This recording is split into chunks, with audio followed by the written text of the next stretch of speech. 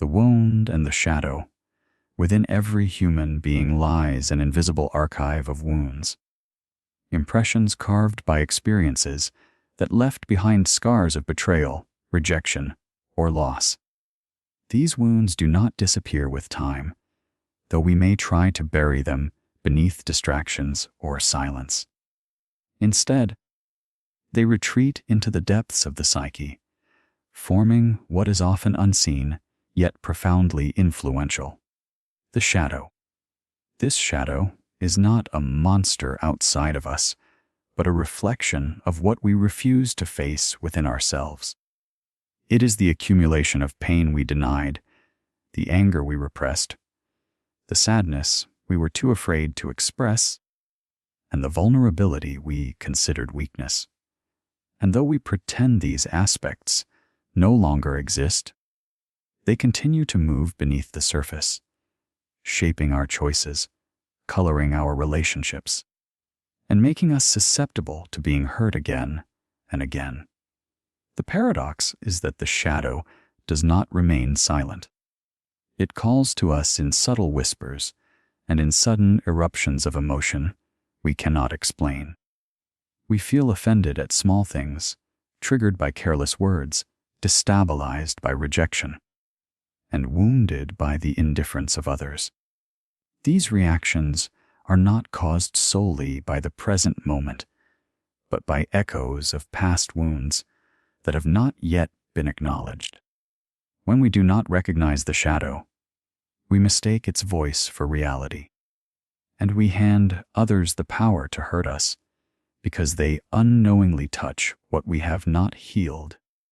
To begin the journey toward the promise that nothing and nobody will ever hurt you again, you must first turn inward and recognize the shadow for what it is, not an enemy to destroy, but a wounded child to embrace.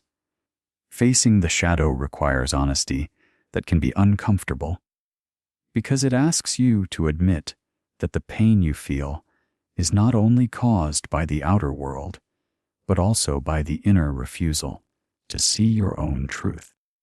The betrayal you carry may have been real, the abandonment undeniable, the loss deeply scaring. Yet the continued suffering comes from holding on to the wound, as though it defines you. When you dare to look at your shadow without fear, you begin to reclaim the pieces of yourself that were lost. You discover that the anger was only the voice of your strength waiting to be acknowledged, that the sadness was your heart's longing for connection, that the shame was born from an innocence that trusted too much. These fragments, once brought into the light, no longer need to manipulate your present. They stop haunting you because they have been seen, accepted, and integrated. It is in this recognition that the cycle of hurt begins to dissolve. No longer do you react blindly to others because you understand where the true pain originated. You realize that no insult, no rejection, no abandonment from the outside can compare to the wholeness you have reclaimed within. By confronting the shadow, you transform it from a hidden wound into a source of wisdom. It becomes a guardian rather than an adversary, a reminder that every scar carries within it the possibility of strength. The more deeply you embrace your shadow, the less power the world has to wound you. For what was once a weapon against you becomes the very ground upon which your inner fortress is built. Inner fortress of the soul. There is a common illusion that safety is found in distance, that by retreating from others, avoiding risks, or building external walls, we can protect ourselves from harm. Yet history shows that walls crumble, defenses fail, and isolation often deepens the wound rather than healing it. True protection does not come from withdrawing from life, but from awakening to an inner strength that cannot be taken away. This strength is not loud, nor is it born from aggression. It is the quiet, enduring fortress of the soul that stands even when everything external has fallen apart. The inner fortress is not a place of denial, but of awareness. To construct it, one must begin with self-knowledge. For no fortress can be built on foundations that are unknown or unacknowledged. Many people live as strangers to themselves, seeking approval and protection from others, while neglecting the vast resources hidden within. When adversity arrives, they collapse because they have placed their trust in something fragile and external. But those who have entered the depths of their own being discover that the soul carries within it a power that is unassailable. This power is not dependent on praise, wealth, or companionship. It exists in silence, in solitude, in the knowledge that one is complete within. Building the fortress of the soul is not about constructing barriers against emotion or suppressing feeling. Rather, it is about cultivating clarity and presence so profound that no external force can dictate the state of your inner world. When insults come, they echo only briefly and do not penetrate. When rejection arrives, it does not destroy the sense of worth. When betrayal appears, it may wound but cannot shatter. For in the fortress of the soul, you have already encountered the depths of your own being, and know that you are not defined by the actions of others. This fortress is forged through trial and contemplation. It grows stronger each time you refuse to let bitterness define you. Each time you choose to learn from pain rather than collapse under it. Each time you face solitude and discover it is not emptiness, but a companion. The walls are built not from stone, but from acceptance. Acceptance of who you are, of the life you have lived, of the pain you have endured, and of the strength that pain has awakened in you. Within this inner sanctuary, there is no need to control others, no need to fear loss, no need to cling to illusions. You stand rooted like an ancient tree whose branches may be shaken by the storm, but whose roots remain unbroken. Nothing and nobody can truly wound you, because the essence of who you are resides beyond the reach of circumstance.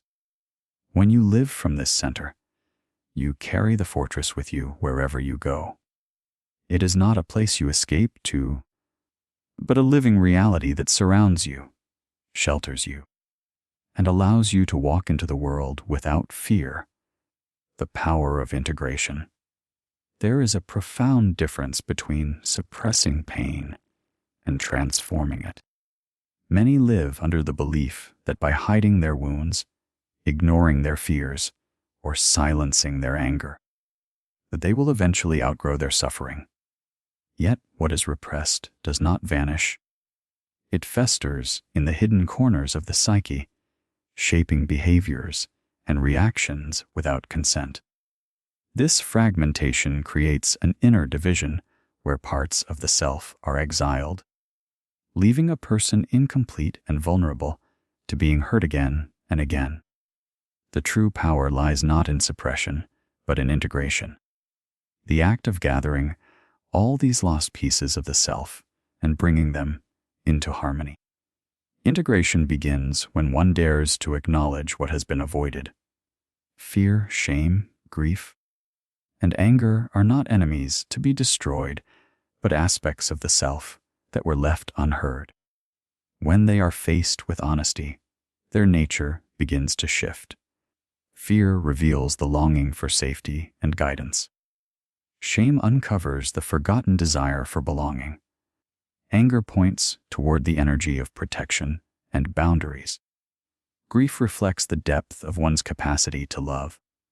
By seeing these emotions not as threats, but as voices carrying meaning, the self moves closer to wholeness. In this process of integration, pain loses its destructive force because it is no longer denied. What once erupted in uncontrollable reactions becomes a source of awareness.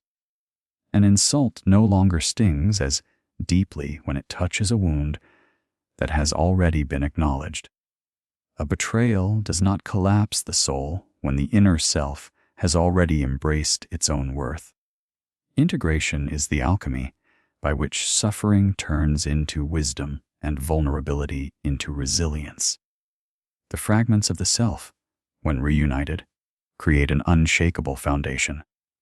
There is no longer an inner war where one part resists another. Instead, there is a recognition that every piece belongs, every wound has taught, and every scar has shaped a strength that could not exist otherwise. This wholeness is what grants true protection. For when the self is complete, the judgments and actions of others lose their power to wound. No longer dependent on the approval or validation of the outside world, one becomes anchored in an inner harmony that cannot be disturbed. Integration is not merely healing. It is the discovery of an indestructible self that stands free from the cycles of hurt and fear. The transformative encounter. Life has a way of presenting trials at the very moment we feel least prepared to face them. These trials come in many forms. Betrayal by a trusted friend, rejection from someone we longed for, the loss of what we thought was certain. At first, they appear as punishments, cruel interruptions in the flow of life.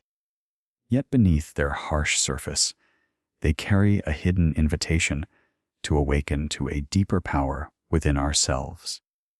Every encounter with suffering is also an encounter with the unknown parts of our own soul. What appears as misfortune often reveals itself, in time, as a teacher in disguise.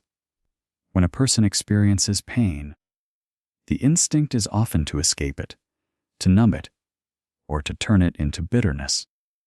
But those who dare to remain present with their suffering discover that the wound itself contains wisdom. The betrayal forces one to see where they placed their trust without discernment. The rejection reveals the hidden dependency on external validation. The loss uncovers the illusion that anything external could ever grant permanent security. In this way, trials strip away illusions, leaving only what is authentic, what cannot be broken or stolen. This encounter is transformative because it dissolves the identity of victimhood. The one who was hurt begins to see that suffering, though real, does not define the essence of who they are. They are not the betrayal, not the rejection, not the loss. They are the one who endures, who witnesses, who learns. Through this realization, the trial ceases to be merely a wound and becomes a threshold into greater strength. Every experience of pain, when embraced consciously, awakens resilience that was dormant, courage that had not yet been summoned, and clarity that could not be reached in comfort. The transformative encounter also reshapes the relationship with the outer world. No longer does one fear pain as an enemy to be avoided at all costs. Instead, one understands that even the harshest events can be transmuted into growth. This does not mean seeking out suffering, but recognizing that when it arrives, it is not the end. It is a summons to rise, to shed what is false, and to embody a strength that can never again be taken away. In this way, nothing and nobody can truly wound the awakened soul. For every trial encountered becomes a stepping stone toward a deeper wholeness. The transformative encounter. Life presents its most difficult lessons, not in moments of ease, but in moments of disruption. A betrayal arrives when trust feels most sacred. A rejection appears when one has risked the vulnerability of opening the heart. And a loss emerges just when we believed we had found permanence. At first glance, these moments appear merciless, as though fate has conspired against us. Yet within them lies a hidden current that is only revealed to those who dare to look deeper. Every trial is an encounter not merely with the outer world, but with the undiscovered regions of the self. Pain does not come simply to destroy, it comes to awaken, to summon the soul to a higher awareness that could not be reached in times of comfort. The first response to suffering is often resistance. The heart recoils, demanding an explanation, a justification, a reason for the cruelty of life. This resistance makes pain heavier, turning it into bitterness or despair. But when one ceases to resist and instead looks into the very core of suffering, a transformation begins.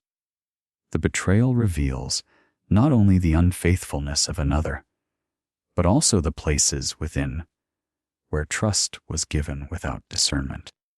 The rejection discloses the deep hunger for validation that was unconsciously shaping one's identity. The loss uncovers the fragile foundation of a life built upon external securities. What appeared as destruction becomes revelation, exposing illusions that had long been mistaken for truth.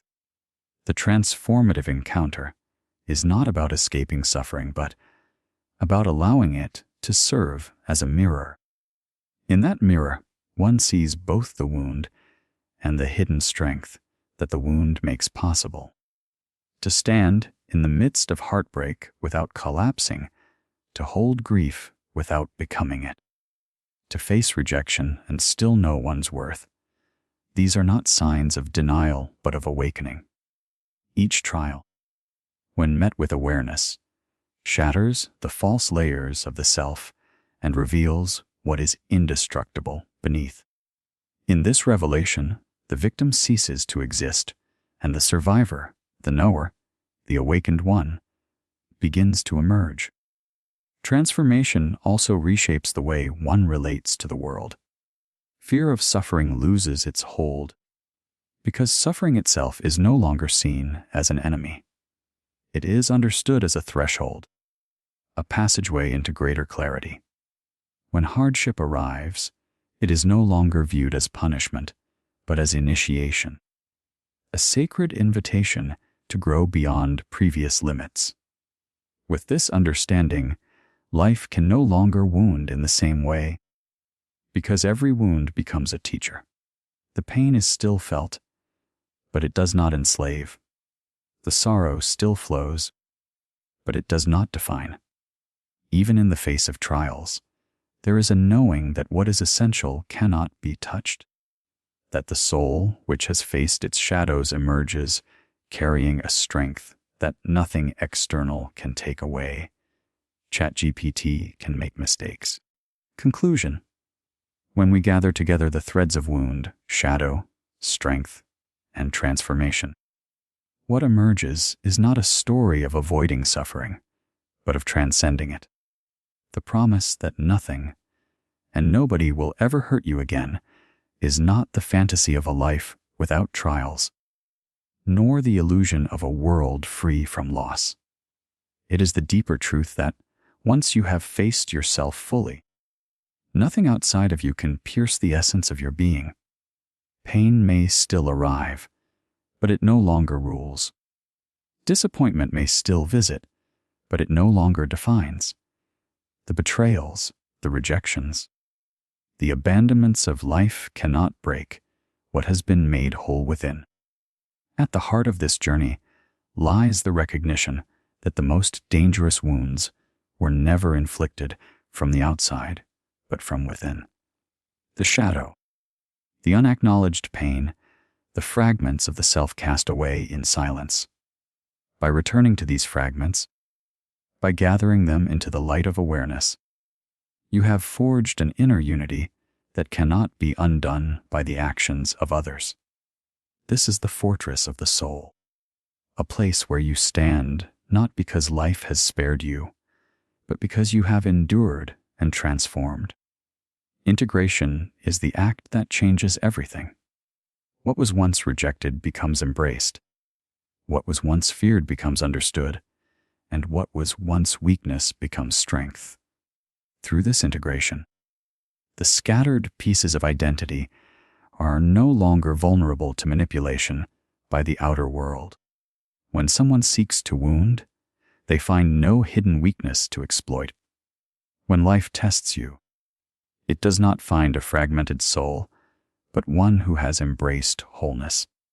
And wholeness is untouchable. The transformative encounters of life are not accidents but thresholds.